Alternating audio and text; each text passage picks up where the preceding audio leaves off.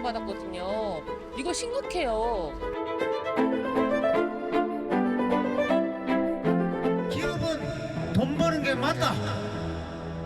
하지만 남에게 피해를 주면서 벌면 안 된다.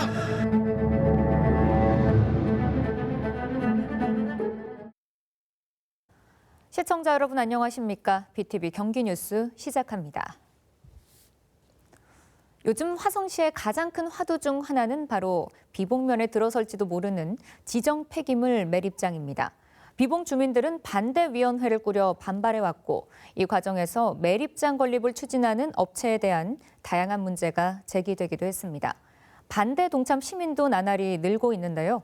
오늘은 화성 비봉면의 폐기물 매립장 문제를 집중 보도해드립니다. 먼저 매립장 논란의 시작과 현재까지의 과정을 정리했습니다. 임세혁 기자입니다. 지정 폐기물 매립장 결사 반대! 결사 반대! 서울 종로의 한 도로변에서 결사 반대를 외치고 있는 사람들. 버스 한 대를 통째로 빌려 상경한 화성시 비봉면 주민들입니다. 찌는 듯한 무더위 속에서 이들이 먼 이곳까지 올라와 집회를 연 이유는 무엇일까? 이 이야기는 비봉면 양놀이에 있는 오래된 채석장에서 비롯됐습니다. 국내 굴지의 레미콘 업체인 삼표산업이 지난 1988년 토석 채취 허가를 받아 30년 넘게 모래와 자갈 등의 골재를 채취해온 곳입니다. 이곳이 새롭게 개발될지도 모른다는 소문이 주민들 사이에서 돌기 시작한 건 지난해부터. 시간이 지나면서 개발의 실체는 지정 폐기물 매립장 건립이라는 것이 알려졌고 삼표 측이 5월 10일로 날짜를 잡아 지정 폐기물 매립장 건립을 위한 주민 설명회를 개최한다고 공표하자 지역사회는 본격적으로 술렁이기 시작했습니다. 알려진 바에 따르면 매립장 면적은 25만 8천여 제곱미터로 1,000만 세제곱미터에 달하는 지정 폐기물을 매립할 수 있는 규모입니다. 주민들은 지정 폐기물 매립장 반대위원회를 결성해 반발에 나섰습니다. 지난 35년간 채석장으로 인한 분진과 소음에 시달렸는데 이제는 폐기물 매립장으로 피해를 봐야 하냐는 게 반대위원회를 꾸린 이유입니다. 관련법에 따르면 골재 채취를 마친 산지는 토석을 덮어 원상복구를 하도록 되어 있는데 삼표 측이 막대한 복구 비용 부담을 피하기 위해 꼼수를 쓰려야 한다는 비판도 제기했습니다. 원상복구 비용이 들잖아요. 몇백억이라고 하는데 원상복구 하지 않고 쓰레기 매립을 하면 매립해주고 돈 벌고 복구비 안 들고 꼭 먹고 알 먹고 또랑치고 가재 잡고 얘는 꼼수예요. 주민들의 거센 반발의 목소리는 화성시청 인터넷 민원 게시판을 통해서도 분출됐습니다.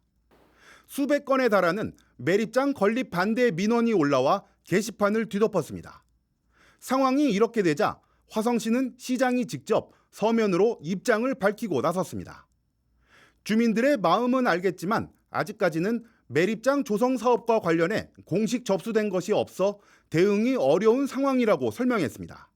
그러면서 차후 공식 절차가 진행되면 주민들의 우려 사항을 적극 검토해 대응에 나설 방침이라고 덧붙였습니다.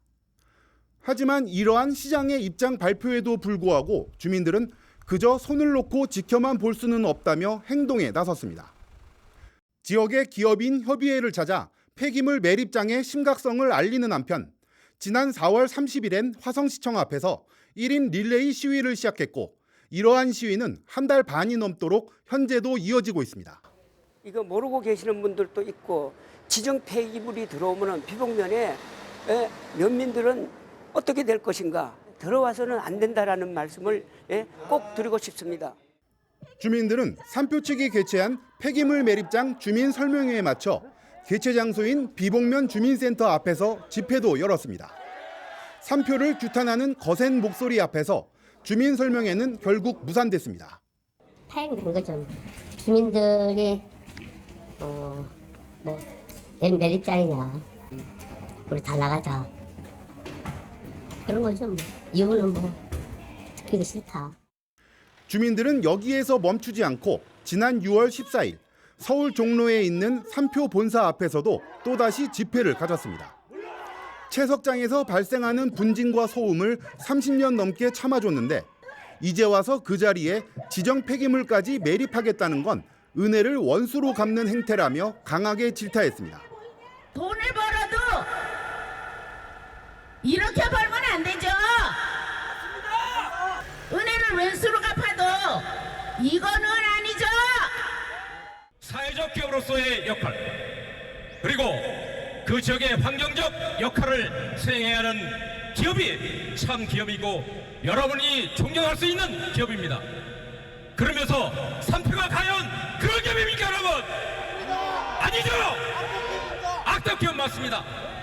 믿어주십시오. 망할 것입니다, 여러분. 취재진은 주민들의 이러한 주장에 대한 입장은 무엇인지 지난 5월 삼표 측에 문의한 바 있습니다. 당시 삼표 측 관계자는 쓰레기 문제가 날로 심화되는 상황 속에서 매립장은 꼭 필요한 시설이라 본다며 채석장의 매립장 조성을 추진하는 것도 이에 따른 취지일 뿐 원상복구 비용 부담을 피하기 위한 목적은 결코 아니라고 밝혔습니다. 또 요즘 매립장은 최신식 기술이 도입되기에 유해물질 유출 우려가 없고 폐기물 운반 차량의 경우에도 1시간에 10대밖에 운행하지 않을 예정이므로 인근 주민들에게 피해가 없을 것이라고 언급하며 강한 사업 추진 의사를 나타내기도 했습니다. 여기까지가 비봉 폐기물 매립장을 둘러싼 논란의 시작과 현재까지의 이야기입니다. 양측의 첨예한 입장 차이 속에서 지난 수개월간 지속돼 왔고 앞으로도 언제 끝날지 모르는 길고 긴 갈등은 오늘도 계속되고 있습니다. BTV 뉴스 임세혁입니다. 이렇게 화성 비봉 주민들이 집단 행동에 나서게 된 원인 중 하나는 지정 폐기물 매립장의 인허가 절차입니다. 지정 폐기물이 무엇이고 절차와 관련해서 어떤 문제가 제기되고 있는지 계속해서 박희분 기자가 전해드립니다.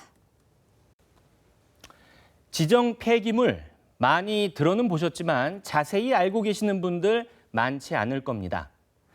폐기물관리법에 따르면 지정 폐기물이란 사업장에서 배출되는 각종 폐기물 가운데 주변 환경을 오염시킬 수 있는 유해한 물질로서 대통령령이 정하는 폐기물을 말합니다. 여기에는 폐산이나 폐알칼리, 폐농약과 폐유, 성면, 그리고 병원 등에서 나오는 감염성 폐기물들이 여기에 포함이 되는데요. 이 같은 폐기물들은 아무 데나 버리면 안 되기 때문에 전문적으로 처리해 주는 곳이 바로 지정 폐기물 매립장입니다. 그렇다면 이러한 지정 폐기물 매립장은 어떤 절차에 따라 건립되는지 자세하게 알아보겠습니다. 인허가 권한은 화성시나 경기도 같은 지방정부가 아닌 중앙정부가 갖고 있습니다. 우리 지역인 경기도의 경우 환경부 산하기관인 한강유역환경청의 인허가 권한이 있죠. 지정 폐기물 매립장을 짓고자 하는 사업자는 맨 먼저 해당 부지에 매립장이 들어선다면 주변 환경에 어떤 영향을 끼치게 되는지 용역을 실시해서 그 결과의 초안을 환경청에 제출해야 하는데요. 환경청에서는 이를 살펴본 뒤에 이런저런 부분에서 보완이 필요하다는 검토 의견을 주게 됩니다. 현재 삼표 측이 진행을 밟은 단계가 바로 여기까지입니다. 자, 이제 다음 단계로 넘어가면 사업자는 검토 의견을 반영한 환경영향평가 본안을 만들어서 다시 환경청에 제출해야 하는데 이 과정이 수개월에서 길게는 1년까지 걸릴 때도 있습니다. 이렇게 해서 본안이 제출되면 환경청에서는 전문가들을 통한 가부 결정을 내리는데 만약 부결이 나면 매립장 건립은 없던 일로 돌아가는 것이죠. 하지만 반대로 가결이 된다면 사업자는 매립시설의 설계 도안을 포함한 사업계획서를 제출하고 환경청은 매립장 부지 관련 지자체와 협의를 거치는데요. 이때 지자체가 주민 반발이 크다는 이유 등으로 아무리 반대를 하더라도 정말로 해당 부지에 기술적으로 매립장 건립이 불가능한 경우가 아니라면 인허가 승인으로 결정된다는 게 바로 환경청 관계자의 설명입니다. 이렇듯 인허가 권한이 매립장이 들어서는 지역의 지방정부가 아니라 환경청에 있다는 점은 일각에서 문제를 제기하고 있는 부분이기도 합니다. 어쨌든 주민들의 입장에서는 바로 이 부분, 환경영향평가 본안에 대한 가부 결정에 가장 관심이 갈 수밖에 없죠. 그런데 말입니다. 이번 화성시 비봉면의 경우에는 아주 예외적인 면이 있어서 중간에 한 단계가 더 거쳐야 하는 절차가 있습니다. 바로 복구 의무 면제 승인입니다. 앞서 리포트에서 보셨듯이 삼표 측이 매립장을 조성하려고 하는 부지는 현재까지 30여 년간 삼표 산업이 채석장으로 사용해온 부지입니다. 매우 큰 구덩이가 파져 있는 것을 보셨을 텐데요. 관련법, 즉 산지관리법에 따르면 토석 채취 허가를 받아 토석을 채취한 자는 산지를 원상 복구해야 한다는 규정이 있습니다. 그렇지 않을 경우에는 토석 채취에 따라 황폐화되는 산이 점점 늘어날 수 있기 때문이죠. 비봉면 채석장의 경우 원상 복구를 한다면 수백억 원의 비용이 들 거라는 이야기가 나오고 있습니다. 하지만 산지관리법에도 예외 규정이 있습니다. 산림청장이나 지자체장은 복구해야 하는 산지에 대해 복구의 의무 전부 또는 일부를 면제할 수 있다는 규정입니다. 바로 이 부분이 주민들이 지적하고 있는 부분입니다. 삼표 측이 매립장은 꼭 필요한 시설이라는 주장을 바탕으로 화성시의 복구 의무 면제 승인을 기대하고 있는 게 아니냐는 것이죠. 승인이 날 경우에는 수백억 원의 복구 비용을 아낄 수 있게 되고 폐기물을 처리해주며 돈도 벌 수 있으니까 채석장에 매립장을 건립하려는 꼼수를 부리고 있다는 게 바로 화성시 비봉면 주민들이 비판하고 있는 내용입니다. BTV 뉴스 박희붕입니다. 매립장 건립에 대한 화성 시민들의 반대 여론이 높아진 데는 업체에 대한 다양한 의혹들이 제기되면서 주민 불신이 커진 것도 한몫했습니다. 지역 내에선 회유성 관광이나 유해물질 매립 논란이 일기도 했는데요. 업체 측은 모두 사실무근이라는 입장입니다. 이어서 백창현 기자의 보도입니다. 지난해 12월부터 화성시 비봉면 주민들은 제주도 폐기물 매립장 등 타 지역의 폐기물 처리 시설 견학을 다녀왔습니다. 일정에는 호텔에서 숙박하고 현지 특산물 요리를 먹거나 롯데타워와 청와대 등을 들러보는 관광 코스도 포함됐습니다. 이처럼 주민들의 견학이 진행된 것은 모두 12차례로 총 230여 명이 다녀왔는데 견학에 들어간 비용은 모두 삼표 측이 부담했습니다. 비봉면 폐기물 매립장 건립을 반대하는 주민들은 이 같은 견학에 이뤄져 온 것을 두고 말이 견학이지 관광이나 다를 게 없다며 주민들을 회유하기 위한 목적이 아니냐는 의혹을 제기했습니다. 아니 밥 사주고 비행기 태워주고 여행 삼아 간 거지. 누가 그냥 가자 하면 가겠습니까? 뭐 놀러 삼아 가는 거지. 제가 볼 때는 회유책이에요. 아니면 매수행위든지 둘 중에 하나라고 생각합니다. 이에 대해 삼표 측은 폐기물 처리장의 환경 문제를 우려하는 주민들에게 최신식 시설의 안전성을 확인시켜줌으로써 걱정을 덜어드리기 위한 목적이었다며 주민들을 회유하기 위한 목적이라는 건 지나친 주장이라고 선을 그었습니다. 그런 매립장은 친환경적으로 하고 있다. 보여주고 인식의 변화를 시키는 거예요. 그래도 알고는 반대를 하시라. 그런 부분이 이제 저희들이 회유하려고 하는 건 아니거든요. 이런 가운데 얼마 뒤에는 또 다른 의혹이 제기됐습니다. 삼표 측이 매립장 계획 부지인 채석장에 인체에 유해한 물질을 불법 매립한 것으로 보인다는 주장이 나온 겁니다. 채석장에서 채취한 돌을 콘크리트 재료로 가공하는 과정 뒤에는 유해성 화학물질과 돌가루가 혼합된 이른바 석분 슬러지라는 묽은 찌꺼기가 남게 되는데 이를 적법하게 처리하지 않은 것으로 보인다는 내용이었습니다. 폐기물 관리법에 보면 채석장에서 발생한 석분 슬러지의 경우 응집지라는 발암물질이 혼합되어 있기 때문에 30% 이하로 탈수, 건조해서 양질의 토사를 50% 이상을 혼합해서 매립하게 되어 있습니다. 그래야지만 침투수로 인한 2차 환경오염을 막기 때문이죠. 지금 슬러지가 완전 회색으로 되어 있잖아요. 그다음에 그냥 흘러내려가고 있는 모습으로 보인다. 이런 규정도 지키지 않은 불법 매립으로 보인다라는 거죠. 이에 대한 사실관계 여부를 파악하기 위해 문의한 결과 삼표 측은 문자 메시지를 통해 일부에서 제기된 삼표산업 비봉면 채석장 폐기물 불법 매립에 대해서는 전혀 사실무근임을 알려드린다는 입장을 밝혔습니다. 하지만 비봉 폐기물 매립장 반대위원회는 불법 매립 의혹과 관련한 기자회견을 계획하고 있는 상황입니다. BTV 뉴스 백차입니다. 이렇게 해서 비봉 지정 폐기물 매립장 건립을 둘러싼 갈등과 논란, 여기에 주민들이 제기한 각종 의혹까지 전반적인 내용을 짚어봤습니다. 한편 지난 수개월간 비봉면 주민들이 매립장 반대를 외쳐온 과정에는 눈여겨볼 만한 점이 있는데요. 처음에는 오로지 비봉면 주민들만 반대에 나섰지만 점점 주변에서 뜻을 함께하는 이들이 늘어나면서 나중에는 지역 정치인들도 이들의 입장을 대변하고 나섰다는 점입니다. 계속해서 김효승 기자가 보도합니다. 지역에 지정 폐기물 매립장이 건립될지도 모른다는 소식에 반대위원회를 결성하고 나선 비봉면 주민들. 시청 앞 릴레이 1인 시위를 날마다 벌여나갔고 매립장 건립이 추진되고 있는 것조차 모르는 주민이 많았기에 곳곳에서 설명회를 개최하며 동참을 호소했습니다. 이 과정에서 지역의 기업인들도 반대에 힘을 보태겠다는 뜻을 밝혔습니다.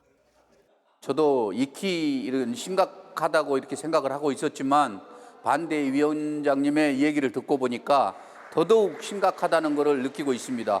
저도 주민의 한 사람으로서 우리 지역에 이런 혐오 시설이 들어오지 않도록 열심히 같이 노력하겠습니다.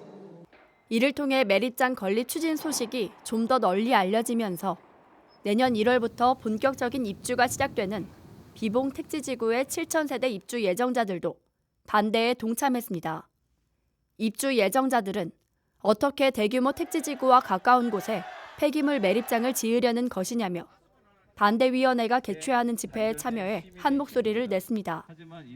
저는 이거 모르고서 분양받았거든요. 이거 심각해요. 심각해서 지금 이거 반대 안 되면 저희 이거 입주하겠어요? 이거 애들도 많고 젊은 세대도 많은데. 뭐 아무리 안전하고 뭐 무탈하게 짓는다고 하더라도 이게 저게 자연재해나 어떤 특정의 사고 앞에 당당할 수는 없잖아요. 그랬을 때 여기 3km 반경 안에서 살고 있는 저희들은 그런 생활권이 무너지는 거잖아요. 반대에 동참하는 이들이 급속도로 늘어나면서 이번엔 비봉면 이웃 지역인 매송면과 남양읍, 팔탄면의 주민들도 반대를 선언하고 나섰습니다. 지정 폐기물, 이거 매립장의 문제는 비봉의 문제가 아니라 직접적인 우리 관련된 매성면의 문제이기도 하고 매성면의 문제가 아니라 화성시의 문제입니다. 그래서 우리 매성면도 비봉면의 반대 동참하고 지금 있고요. 앞으로도 적극적으로 반대 의사를 표명할 것입니다. 그리고 지난 6월 4일 화성갑 지역구 송옥주 국회의원 등은 매립장 건립에 대한 반대 입장을 공식적으로 표명합니다. 날로 거세지는 반대 여론에 지역 정치인들도 주민들과 발을 맞추고 나선 겁니다. 그동안 채석장으로 인해서 오랜 시간 분진과 소음 등의 피해를 받아온 우리 비봉면 주민들에게 또다시 폐기물 매립장이라는 고통을 안기는 것은 매우 부적절하다고 생각을 합니다. 그 매립장 조성 사업의 백지화를 위해서 가능한 모든 조치를 취할 겁니다. 이처럼 연대와 공감을 넓혀갈 수 있었던 배경엔 주민들의 성숙한 집회 문화도 한몫했습니다. 수개월 시위와 집회를 이어왔지만 불상사가 없었고 경찰의 질서 유지 활동에도 협조하는 모습을 보이기도 했습니다. 저희들은 신뢰 있는 반대위원회입니다. 약속을 잘 지킵니다. 종로 경찰서에서 감독 나오신 여러분, 시간 맞춰서 끝내겠습니다. 저희들 때문에 뜨거운 땡볕에서 고생하셨습니다. 반대위원회는 매립장 반대 서명 참여자도 2,000명을 넘어서는 등 지금도 많은 시민들이 동참의 뜻을 전해오고 있다고 밝혔습니다. 지역을 지키겠다는 한마음의 목소리가 점점 더 크게 모아지고 있습니다. BTV 뉴스 김효수입니다.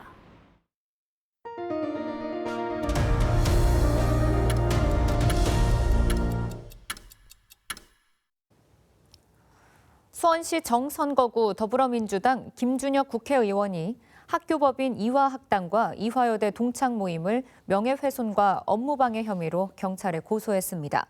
김환란 이화여대 초대 총장의 명예를 훼손한 혐의로 이미 경찰 수사를 받고 있는 김 의원은 이화학당 등이 지난 18일 같은 내용으로 추가 고소를 진행해 법적 대응에 나서게 됐다고 설명했습니다. 김 의원은 김환란 이화여대 전 총장의 미군 성상납 관련 근거 자료를 공개하고 이화학당 등의 고소가 허위 사실을 담고 있는 만큼 적극 대응할 방침이라고 밝혔습니다. 지난 19일 국민의힘을 탈당한 수원시의회 김은경 의원이 더불어민주당에 입당했습니다.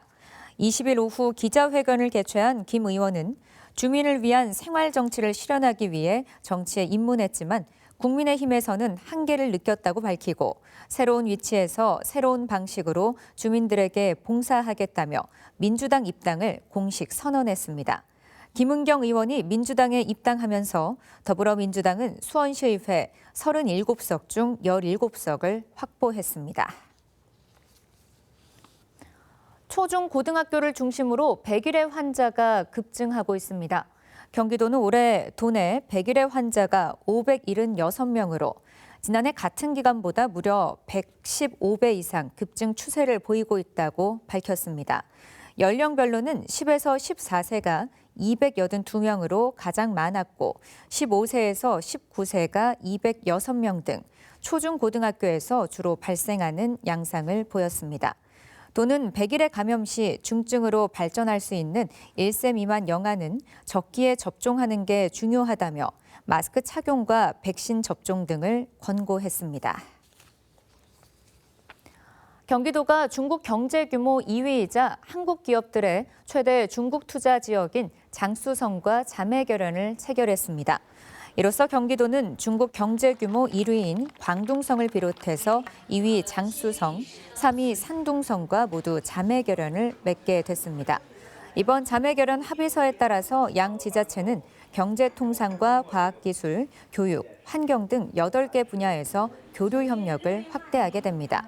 특히 협력을 체계적으로 강화하기 위한 실무그룹도 설치하기로 했습니다. 이상으로 BTV 경기 뉴스 마칩니다. 저희는 시청자에게 힘이 되는 뉴스로 다시 찾아뵙겠습니다. 시청해주신 여러분 고맙습니다.